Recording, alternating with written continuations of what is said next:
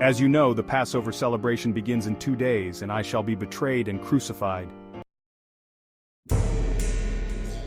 At that very moment, the chief priests and other Jewish officials were meeting at the residence of Caiaphas the high priest to discuss ways of capturing Jesus quietly and killing him. But not during the Passover celebration, for there would be a riot. Jesus now proceeded to Bethany, to the home of Simon the leper. While he was eating, a woman came in with a bottle of very expensive perfume and poured it over his head. What a waste of good money. Why, she could have sold it for a fortune and given it to the poor. Why are you criticizing her? For she has done a good thing to me. You will always have the poor among you, but you won't always have me. She has poured this perfume on me to prepare my body for burial, and she will always be remembered for this deed. The story of what she has done will be told throughout the whole world, wherever the good news is preached. Then Judas Iscariot, one of the 12 apostles, went to the chief priests and asked, How much will you pay me to get Jesus into your hands? And they gave him 30 silver coins.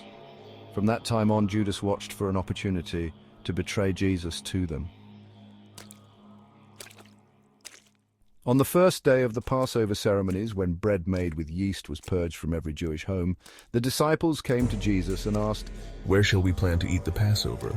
Go into the city and see Mr. So-and-so and tell him, Our master says, my time has come and I will eat the Passover meal with my disciples at your house. So the disciples did as he told them and prepared the supper there. That evening, as he sat eating with the 12, he said, One of you will betray me. Sorrow chilled their hearts, and each one asked, Am I the one? Far better for that one if he had never been born. For I must die just as was prophesied, but woe to the man by whom I am betrayed.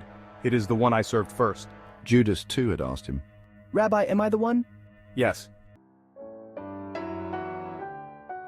As they were eating, Jesus took a small loaf of bread and blessed it and broke it apart and gave it to the disciples and said, Take it and eat it, for this is my body. And he took a cup of wine and gave thanks for it and gave it to them and said, Each one drink from it, for this is my blood, sealing the new covenant. It is poured out to forgive the sins of multitudes. Mark my words, I will not drink this wine again until the day I drink it new with you in my Father's kingdom. And when they had sung a hymn, they went out to the Mount of Olives. But after I have been brought back to life again, I will go to Galilee and meet you there. For it is written in the scriptures that God will smite the shepherd, and the sheep of the flock will be scattered. Tonight you will all desert me. If everyone else deserts you, I won't. The truth is that this very night before the cock crows at dawn, you will deny me 3 times. I would die first. And all the other disciples said the same thing.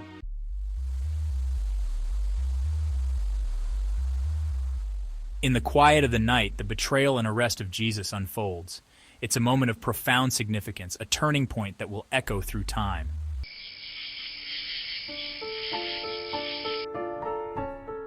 My Father, if it is possible, let this cup be taken away from me, but I want your will, not mine. Peter, couldn't you even stay awake with me 1 hour? Keep alert and pray, otherwise temptation will overpower you. For the spirit indeed is willing, but how weak the body is.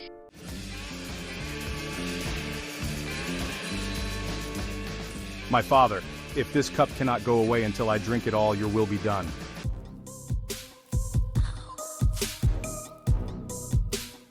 Sleep on now and take your rest. But no, the time has come. I am betrayed into the hands of evil men. Up, let's be going. Look, here comes the man who is betraying me.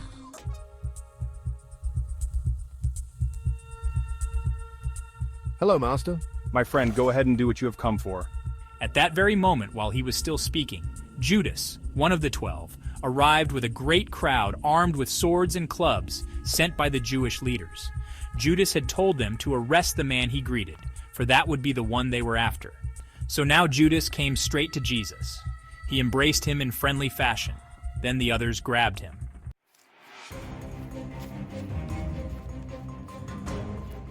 Put away your sword. Those using swords will get killed. Don't you realize that I could ask my Father for thousands of angels to protect us, and he would send them instantly? But if I did, how would the scriptures be fulfilled that describe what is happening now? One of the men with Jesus pulled out a sword and slashed off the ear of the high priest's servant. Then Jesus spoke to the crowd.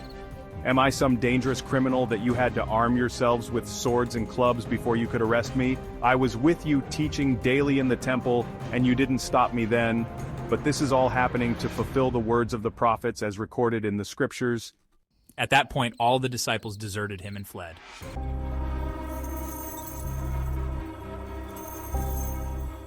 Then the mob led him to the home of Caiaphas, the high priest, where all the Jewish leaders were gathering. Meanwhile, Peter was following far to the rear and came to the courtyard of the high priest's house and went in and sat with the soldiers and waited to see what was going to be done to Jesus.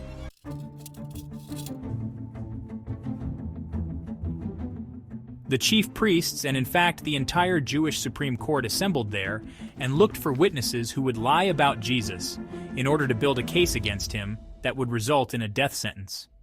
But even though they found many who agreed to be false witnesses, these always contradicted each other. Finally, 2 men were found who declared, "Witness 1, this man said, I am able to destroy the temple of God and rebuild it in 3 days."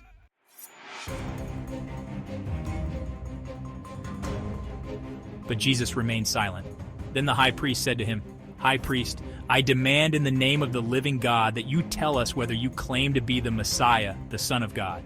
Jesus, "Yes, I am. And in the future you will see me, the Messiah, sitting at the right hand of God and returning on the clouds of heaven." Then the high priest tore at his own clothing, shouting, "High priest! Blasphemy! What need have we for other witnesses? You have all heard him say it. What is your verdict? Crowd, death, death, death!" Then they spat in his face and struck him, and some slapped him. Crowd, prophesy to us, you Messiah. Who struck you that time?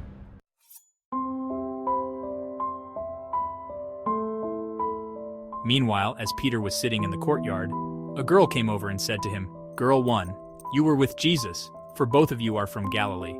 But Peter denied it loudly. "Peter, I don't even know what you are talking about." Later, out by the gate, another girl noticed him and said to those standing around, "Girl 2, this man was with Jesus, from Nazareth." Again Peter denied it, this time with an oath. "Peter, I don't even know the man."